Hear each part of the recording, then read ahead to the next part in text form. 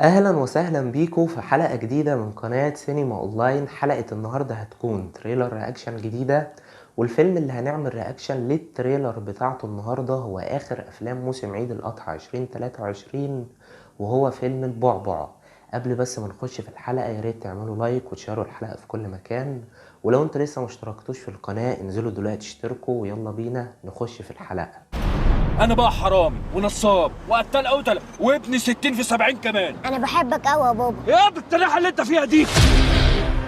فيلم البعبع بينتمي لنوعية الأكشن الكوميدي، ومن بطولة أمير كرارة وياسمين صبري وباسم سمرة ومحمد عبد الرحمن ومحمد أنور، ومن تأليف إيهاب بليبل واللي كتب قبل كده حاجات زي مسلسل مكتوب عليا وفيلم حامل اللقب وآخر أعماله فيلم جروب الماميز، ومن إخراج حسين المنباوي واللي كان آخر أعماله في السينما فيلم عمهم.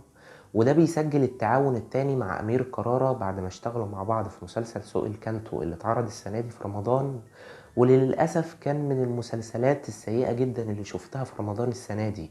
يعتبر أحسن حاجة كانت موجودة في المسلسل التصوير والإخراج والملابس، إنما كقصة وكسيناريو لا، الموضوع كان وحش جدا.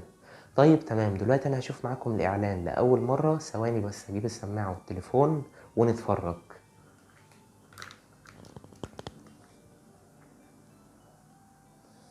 ها جاهزين؟ 1 2 3. سوكا. ازيك يا بابا؟ بابا مين يا؟ بابا انت يا حبيبي. اسمعوا بقى انتوا البوس، انا لازم اسافر دلوقتي حالا. حضرتك مسافرة؟ لا ده انا مسافره بعثه. انا اعرف واحد شغال في المينا هياخد 20 باكو يطيرك بره. طب كلمه. معيش رقم. ولا والله العظيم يا بابا لو ما خدتنيش معاك لو نتظبط على كل حاجه. اخواتي. انا الوقت ده ما يلزمنيش. ايه؟ Look at the way that I do this. Look at the way that I do what I see. Look at the way that I got you. The look on your face. سلطان البعبع. الحمد لله على السلامه يا سلطان. شكل الست دي مش سهله. ايه ده حضرتك؟ في قنبله. قنبله؟ شايفه جوز عيال هناك دول؟ متصلين في العنوان ده. والله العظيم كنت طالعه بعثه. الله اكبر. الست دي اللي معايا عايزين يخطفوني. انت قلت له منك لله. انت تسكتي خالص. قلت لك 100 مرة ما تجيب سير الشهيرة على لسانك. طب شهيره. صبري شهيره. صبري.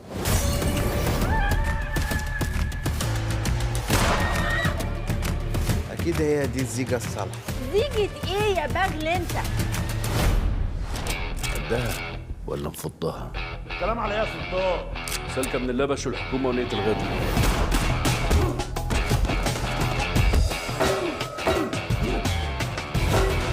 اجري بقى على اوضتك يا وليه بدل ما تتسفلتي. بس ما تقولش عليه راجع لك. وانا مستنياه. انت هربت منك يالا. السلطان اداني وهرب. ايه البدل دي؟ الكلام ده في كونكريت. يخرب بيت امك. اهدى يا معلم، الصحه ما بقتش هي الصحه. أنا شكري درغام. حاسب يا معلم.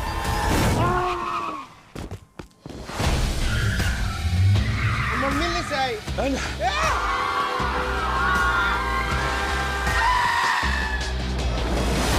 تعال بحضرتك بقى، انا ممكن هتعمل ايه يعني؟ انا ممكن اعيط وابهدل لكم الدنيا هنا، اقسم بالله العظيم.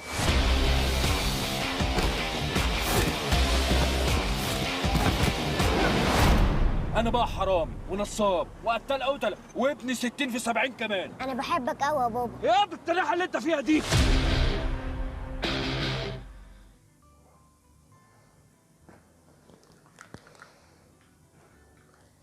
إعلان لطيف بيوضح جدا إن الفيلم زي ما أنا قلت لكم بينتمي لنوعية الأكشن الكوميدي، النوعية اللي أول واحد دخلها في مصر هو محمد إمام. وأغلب الأفلام اللي عملها محمد إمام اللي هي بتنتمي لنوعية الأكشن الكوميدي كانت مع حسين المنباوي، ليلة هنا وسرور، عمهم. فالدنيا هنشوف، وبصراحة محمد إمام وحسين المنباوي لما بيجتمعوا مع بعض ويقدموا فيلم أكشن كوميدي بينجحوا جدا. فهل حسين المنباوي هيعمل نفس النجاح مع أمير كرارة والثنائية دي هتبقى ناجحة ولا ايه اللي هيحصل؟ اللي انا شفته في الاعلان لا، في مواقف هيبقى فيها اكشن كوميدي كويس. حسين المنباوي من المخرجين اللي في مصر اللي بيتميزوا بالصورة البصرية والاهتمام بالكادرات وإخراج المشاهد الحلوة، وإن هو يوريك صورة بصرية ممتعة، وده موجود في الإعلان. بالنسبة للقصة بصراحة أنا ما فهمتش قوي، يعني هو تقريبا أمير كرارة مجرم وبيتورط في حاجة، والواد الصغير ده عمال يقول له يا بابا وياسمين صبري، فمش فاهم الدنيا ماشية ازاي. الإعلان مش موضح أي تفاصيل عن القصة، ولكن كويس عشان يبقى فيه تشويق وإحنا بنتفرج على الفيلم. أنا متفائل بالفيلم، الكاست التمثيلي كويس. أمير كرارة بقاله فترة كبيرة غايب عن السينما. محمد عبد الرحمن معاه محمد أنور، باسم سمرة طبعا، ياسمين صبري هحاول إن أنا يعني أمشيها وأتقبل أدائها، لأن في إفيه كويس أوي قالته في الإعلان بتاع يا بغل لمحمد عبد الرحمن، فيمكن تفاجئني وتقدم أداء حلو. أنا مش هبقى رخم وأقول لأ هي وحشة ومش عارف إيه، لما أشوف الفيلم بعد كده هبقى أحكم براحتي. القصة إيهاب بليبل يعني أنا عندي معاه مشاكل شوية. مسلسل مكتوب عليا كان حلو جدا، إنما فيلم حامل اللقب وجروب المامز بالذات، الفيلمين دول ما عجبونيش خالص، والكوميديا اللي فيهم ما كانتش حلوة. لكن هنشوف هو يقدم لنا ايه في الفيلم ده، اتمنى ان هو برضو يفاجئني. يمكن اكتر حاجة محمساني للفيلم هو نقطة الاخراج. حسين المنباوي زي ما انا قلت لكم، الراجل ده شاطر جدا في نوعية الاكشن الكوميدي لما كان بيقدمها مع محمد امام، فهنشوف هيعمل ايه مع امير كرارة. ونسبة ترقبي للفيلم هي 7/10. عايز اسمع رأيكم في الاعلان، وهل انتم متحمسين للفيلم ولا لأ؟ هستنى رأيكم تحت في التعليقات. ويا رب الحلقة تكون عجبتكم، ولو عجبتكم اعملوا لايك وشيروا الحلقة في كل مكان، واشتركوا في القناة لو أول مرة، وما تنسوش تتابعوا صفحة سينما أونلاين على الفيسبوك. شكرا جدا ليكم على المشاهدة، أشوفكم على خير، سلام.